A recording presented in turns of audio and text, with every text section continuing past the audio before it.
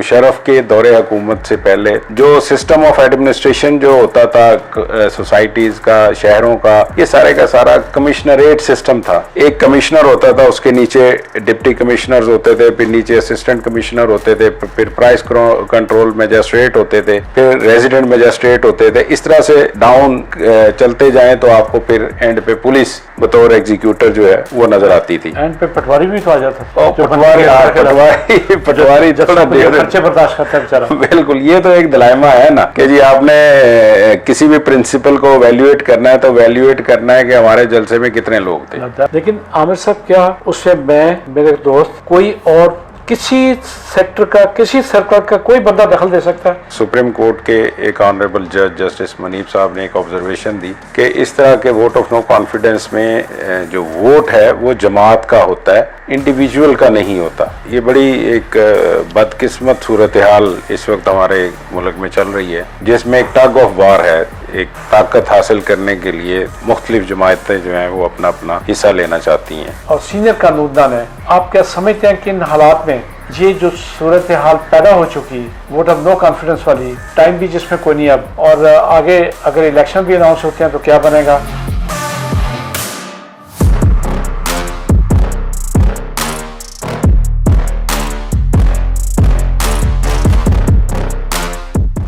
बिस्मिल्लाहिर्रहमानिर्रहीम। हक़ाइक़ टीवी में आज हमारे साथ हमारे मेहमान सीनियर सुप्रीम कोर्ट के सीनियर वकील, सुप्रीम कोर्ट बार के एग्जीक्यूटिव मेंबर आमिर सुहेल साहब मौजूद हैं, और मैं समझता हूँ कि मौजूदा सूरत हाल में इनसे बेहतर तबसरा कानूनी लिहाज से कोई नहीं कर सकता था कि जो अब सूरत इस वक्त आमिर साहब मुल्क में हो चुकी, पूरी कौम एक बेपनाह इज़्तिराब का शिकार हो चुकी। उसमें वो भी शामिल है जिनको बिलावल ने 5-5 हज़ार रुपया दे के रोज़ पे अपने जलसे में शामिल किया, वो भी शामिल है जिनको मरियम नवाज ने अपने जलसों में पैसे दे के शामिल किया, वो भी शामिल है जिनको हुकूमती कारिंदे मुख्तलिफ जलसों में लेके आते हैं। लेकिन इसके बावजूद जो हालत है वो आप ये नहीं कह सकते कि किसी किस्म का कोई इत्मीनान पाया जा रहा है मुल्क में, या मुल्क कोई एक फैसला को नतीजे में पहुँच चुका है कि ये होना चाहिए। आप एक माहिर और सीनियर कानूनदान हैं, आप क्या समझते हैं कि इन हालात में ये जो सूरत हाल पैदा हो चुकी, वोट ऑफ नो कॉन्फिडेंस वाली,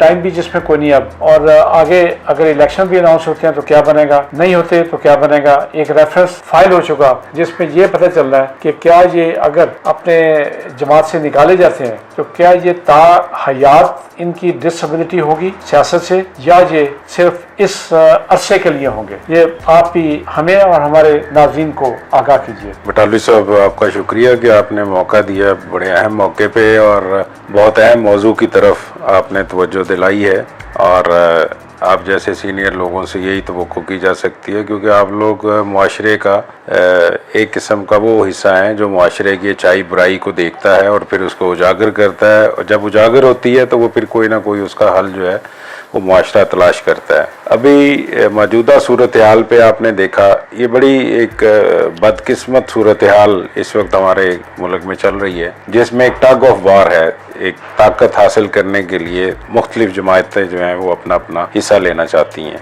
हालांकि होना तो ये चाहिए कि जहाँ पे आप जो असूल आप अपने लिए बना रहे हैं, जिन असूलों पे आपने जो है वो ये रेफरेंस दायर किया, अगर ये रेफरेंस सेनेट के इलेक्शंस में दाखिल हो जाता तो मेरा ख्याल है सूरत हाल काफ़ी बेहतर होती। लेकिन सुप्रीम कोर्ट के एक ऑनरेबल जज जस्टिस मनीब साहब ने एक ऑब्जर्वेशन दी कि इस तरह के वोट ऑफ नो कॉन्फिडेंस में जो वोट है वो जमात का होता है, इंडिविजुअल का नहीं होता। ये बड़ा एक सिग्निफिकेंट सा फिनोमेना है जिसपे जो डेलिब्रेशन जो है वो supreme court with the help of lawyers and other जो भी सोसाइटी के डिफरेंट लोग होंगे, जिसमें पॉलिटिकल पार्टीज के हेड भी हो सकते हैं, उनसे मिलके इसकी इंटरप्रिटेशन करेगी, और इस इंटरप्रिटेशन की रोशनी में जो है वो आने वाला कल देखा जाएगा। और हालांकि ये चीज़ें जो है, ये सारी चीज़ें जो है वो सुप्रीम कोर्ट की बजाय पार्लियामेंट को अपने अंदर खुद डिसाइड करनी चाहिए थी।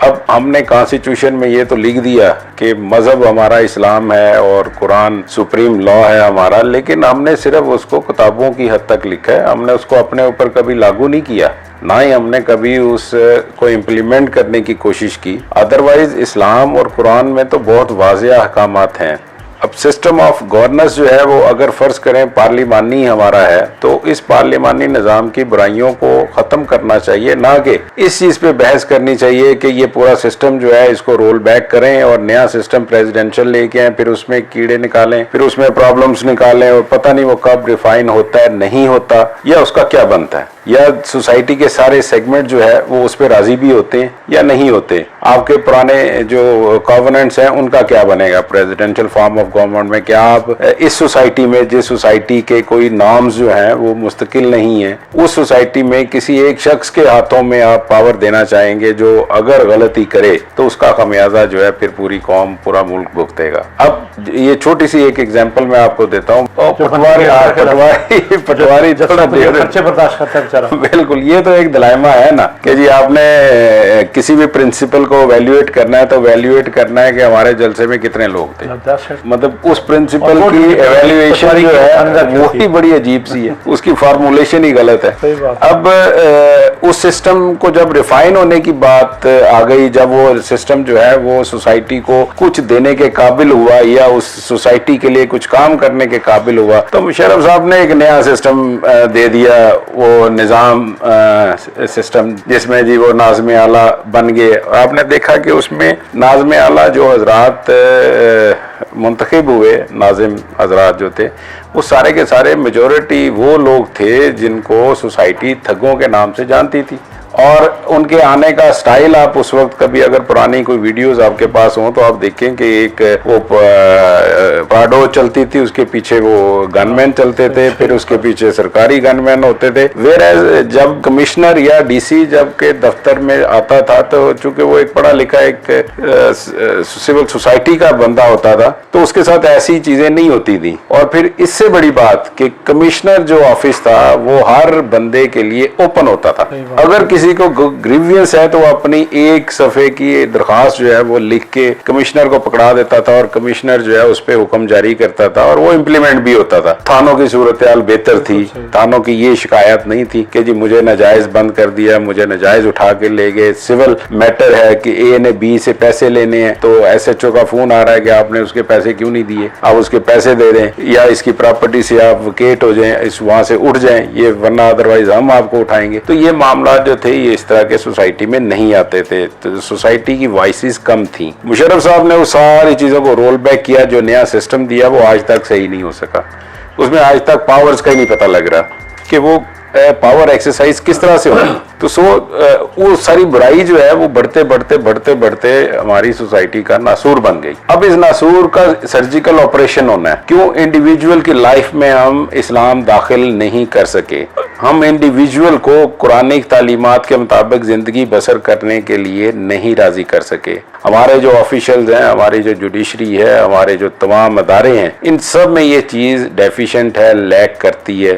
بظاہر زبان کے اوپر ضرور وہ کلمہ بھی ہوگا، سب کچھ ہوگا، لیکن اگر آپ ان کی تربیت دیکھیں تو شاید تربیت میں اس کا کوئی 1% فیکٹر بھی موجود نہیں ہوگا جس سے آپ یہ گیس کر سکیں کہ یار اچھا یہ بندہ جو ہے نا یہ مسلمان ہے، اس کے کردار ایسا ہے۔ اب یہاں پہ وہ ریاست مدینہ کی بات کرنے کی ضرورت نہیں ہے، آپ ضرورت ہے پرنسپلز کی کہ اسلام کے پرنسپلز کیا تھے، کیا وہاں پہ جو تھے حکمران ایسے تھے، کیا وہاں پہ سسٹم آف ایڈمنسٹریشن ایسا تھا، کیا وہاں پہ آج بھی ڈسپینسیشن آف جسٹس ہماری طرح ہوتی ہے؟ اب ایک اسلام آباد میں واقعہ ہوتا ہے، خاتون کو قتل کر دیا جاتا ہے، اس کا ٹرائل ہی 6 ماہ لے جاتا ہے، مطلب ایویڈنس موجود ہے، ہر چیز موجود ہے، آپ اس کو انصاف کے نام پہ آپ کہتے ہیں کہ جی نہیں اس کو جو ہے نا وہ اب ان 6 ماہ میں ان کمپلینٹس کے گھر والوں پہ کیا گزرتی ہوگی، کتنا پریشر آتا ہوگا، سوسائٹی کا پریشر کتنا ہوگا، باہر سے انٹرنیشنل پریشر کتنا ہوگا، کتنے لوگ انوالو ہو گئے ہوں گے۔ تو یہ چیزیں جو ہیں یہ ساری کی ساری کرب ہونے والی ہیں، یہ ہماری سوسائٹی کا المیہ بنتی جا رہی ہیں، ہماری سوسائٹی کا تمام جتنا بھی فیبرک ہے وہ سارے کا سارا ختم ہو گیا، بڑے چھوٹے کی تمیز ختم ہو گئی ہے۔ ہم لوگ جب ہائی کورٹ میں پریکٹس کے لیے شروع کیا تھا ہم نے تو اس میں اس حد تک ہوتا تھا کہ باہر جو برآمدے ہوتے تھے ان میں بھی آپ وہ والی جوتی یوز کرتے تھے جس کی وہ آواز نہ آئے، یہ ایک احترام تھا، خوف نہیں تھا ये उस अदालत का एहतराम होता था कि यार अदालत है अंदर लगी हुई, हमने शोर नहीं करना, हमने और कुछ नहीं करना। यहाँ एक नाजुक सा सवाल पूछ सकता हूँ? हाँ जी जी। ये मुझे ये बताएं, ये काले कोर्ट वालों ने जब सुप्रीम कोर्ट के दरवाजे तोड़े, हाई कोर्ट की खिड़कियां तोड़ी, शीशे तोड़े, तो कानून कहाँ था उसमें? देखिए सर, ये किस तरह लोगों को इस तरफ लेके आए? कौन इन्हें ये ट्रेनिंग देता है कि आप ये हरकत कर सकते हैं? और देखिए आज मैं आपने कौन सी इंसबाती कार्रवाई की? कौन सा किसका लाइसेंस कैंसिल हुआ? इस पे बिल्कुल ये आपकी 100% दुरुस्त बात है कि ये वाकयात एक दफा नहीं हुए, ये वाकयात कई दफा हुए। छोटी छोटी कोर्ट्स में तो रोज होता है। ऑलमोस्ट जो है जज अंडर थ्रेट है सारे के सारे बेचारे। वो ना सिर्फ वकला भी, जो वकला हैं जो जाते हैं वो भी अंडर थ्रेट इस वक्त काफी ज्यादा महसूस करते हैं।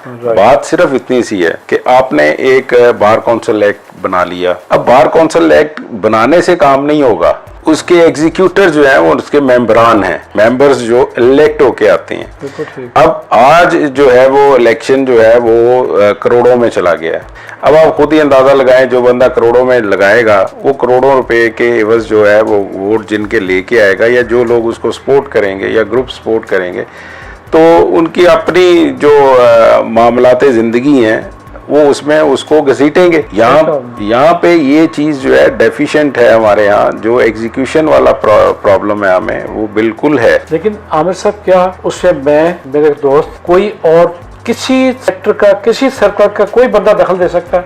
आपका शोबा है, आपके लॉ है, आपकी बार काउंसिल्स हैं, ये काम आपने करना है। तो अगर आप खुद देखिए, डिसिप्लिन से पहले एक चीज करने वाली है हमारे दौर में। हजरत उमर के दौर में आपको याद ही होगा, जब चोरी के खिलाफ जो सजा थी उसको साकत कर दिया गया था। नहीं, साकत कर दिया गया था। क्यों?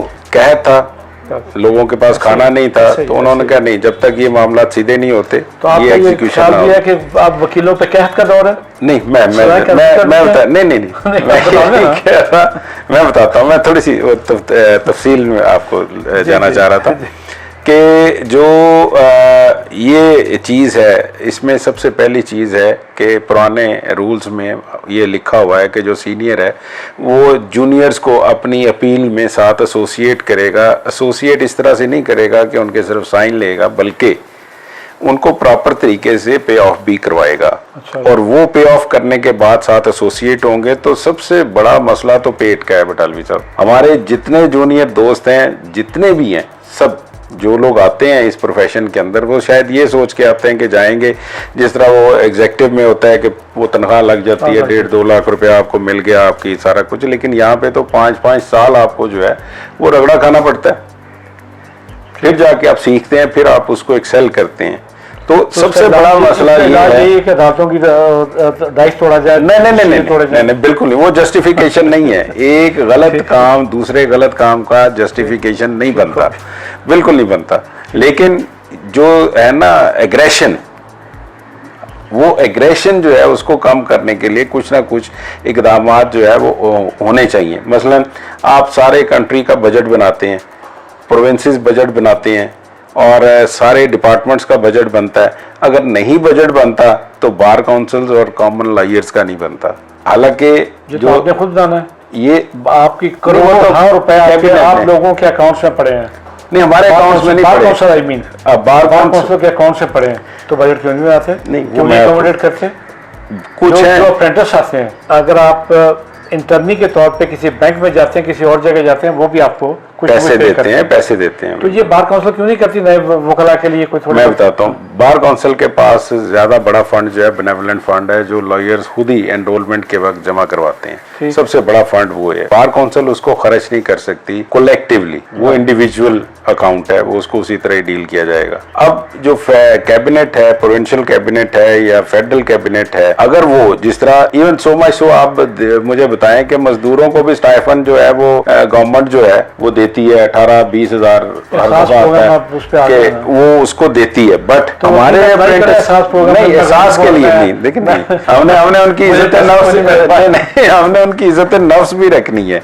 देखिए ना, एक पढ़े लिखे बंदे में और एक वर्कर में थोड़ा सा डिफरेंस तो होना चाहिए। तो गवर्नमेंट जो है कोई ऐसा फंड जो है वो डेफिनेटली बार काउंसिल्स के हवाले करे कि जो ही नई एनरोलमेंट होती है या नए लोग वो एनरोल होते हैं, ان کو ان کے کام کے حوالے سے یا کام کی میگنیچیوڈ کے حوالے سے اتنی تھوڑی بہت سپورٹ جو ہے وہ دی جائے، تو اس سے یہ بہتر کارکردگی کریں گے اور بہتر معاملات ہوں گے. باقی جو ہے وہ ایگزیکیوشن. یہاں میں عامر سہیل صاحب کی اس تجویز کو سیکنڈ کرتا ہوں، اور نئے وکلاء حضرات کے لیے ان کی طرف سے خوشخبری ہے کہ ان کا آواز اٹھائی گئی ہے ان کے لیے کہ اپرینٹسشپ کے دوران انہیں کچھ نہ کچھ، جیسا ہر ادارے میں، ایون انڈسٹریز میں اگر کوئی انٹرنشپ کے لیے جاتا ہے، بینکس میں جاتا ہے، ہاسپٹل میں جاتا ہے، تو اس کو کچھ نہ کچھ پے کیا جاتا ہے.